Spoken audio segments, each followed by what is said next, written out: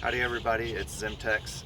I've got a brand new lure I wanted to show you. I made it completely without any kind of electronic tools, and I'm going to show you how I made it right now.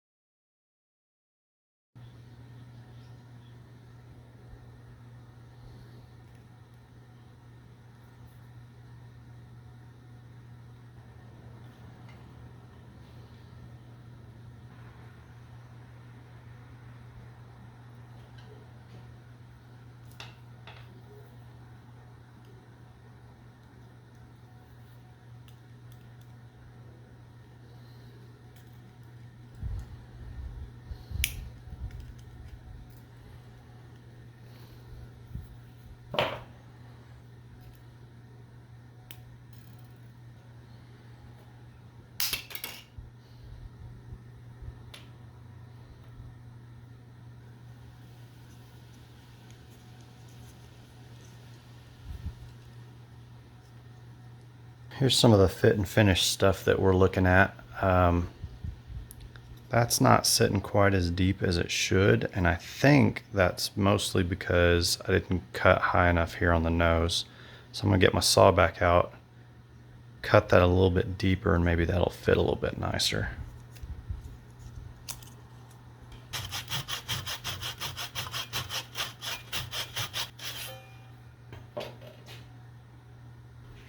Yeah, that's a lot better.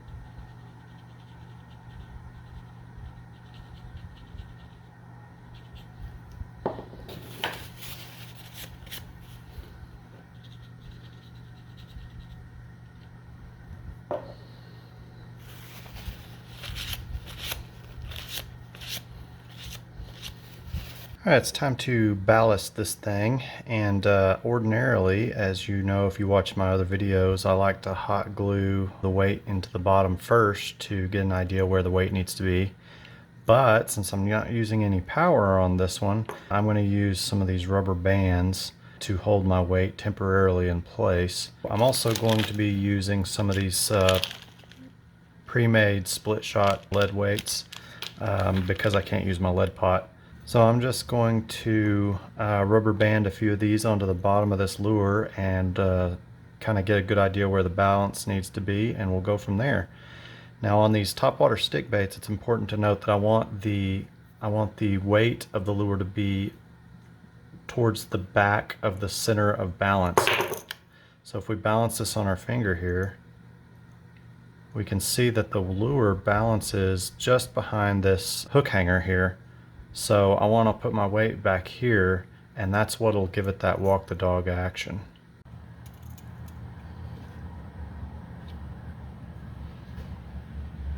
Perfect. That's the way I want it. So what I've wound up with is 6 of these, what are these? Size 7 split shot weights located right about in there.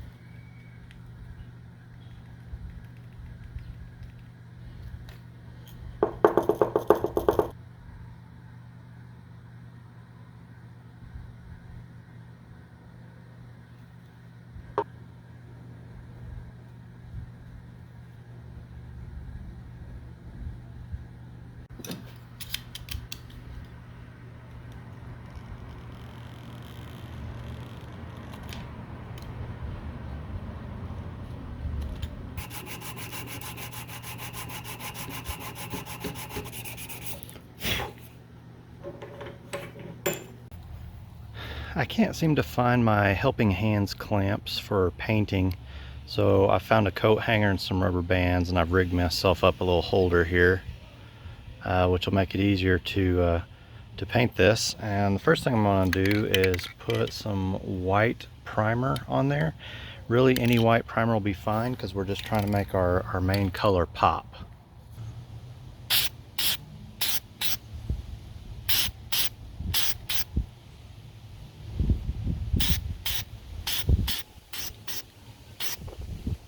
There's a little stripe in there from some of the glue that I've got.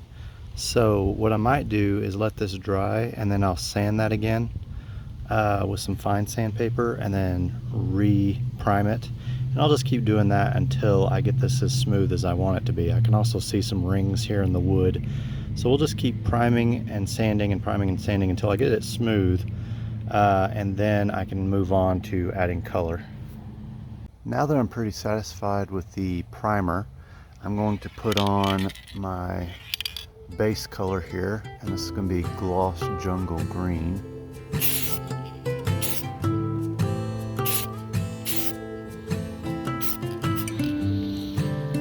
I'll probably put 2 or 3 coats of that on there.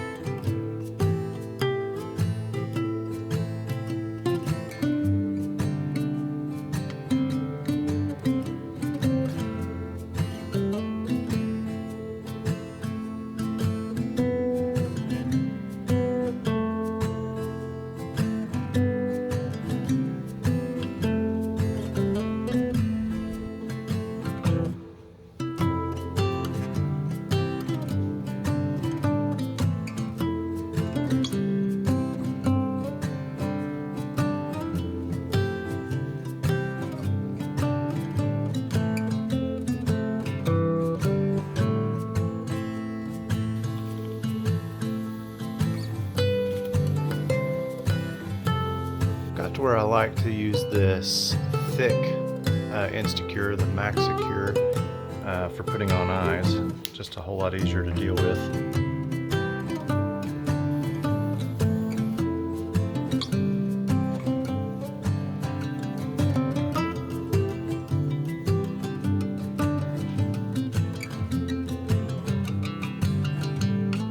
Okay, I'm ready to mix up some clear coat, and as you know, I usually use a scale and measure by weight because I find it to be more accurate. However, for this particular lure, I'm not going to do that. I'm going to measure it out. And I've got these little measuring cups that I've got ounces on. Well, it's got everything. It's got teaspoons, it's got ounces, it's got cc's and milliliters. So I don't really have any idea how much I need. So I'm going to do 5 milliliters of each just to make sure that I have plenty. And of course I'm going to be using True Coat epoxy, which I've really been enjoying lately.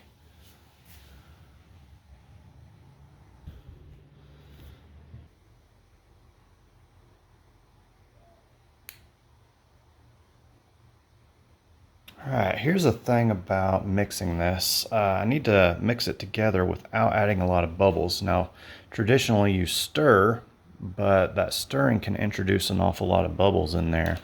So I am going to try something here. I'm going to use a small rock, and I'm going to put that in there, and I'm just going to roll it like this, kind of like that tumbler that I've got. And hopefully that won't add a whole lot of bubbles in there. We'll just do that for a few minutes and get it mixed really well. What's typical with these resins is as you're mixing them, they'll turn cloudy like this. You can see it's pretty cloudy, and you keep going until it turns clear again. I've been turning this for several minutes, and the epoxy's gone clear again. There are some tiny little bubbles in there, but I think it'll be all right.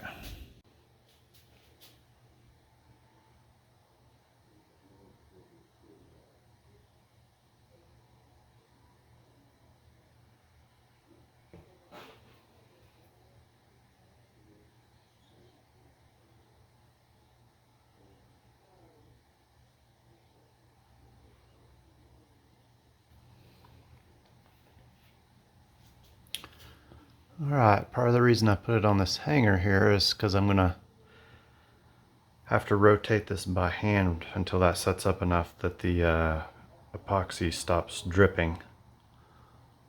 So to be real honest with you, I'm not going to stand here and twirl this for an hour or two. I'm going to probably go watch a movie while I do this.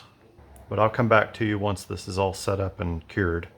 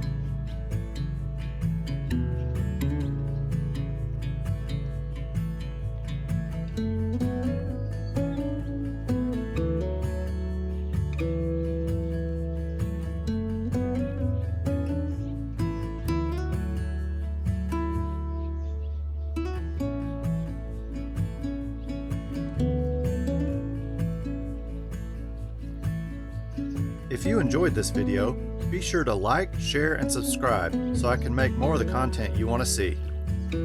Also, feel free to leave a comment. I welcome your feedback and appreciate all of your support. Thanks again for watching, and I'll see you on the next one.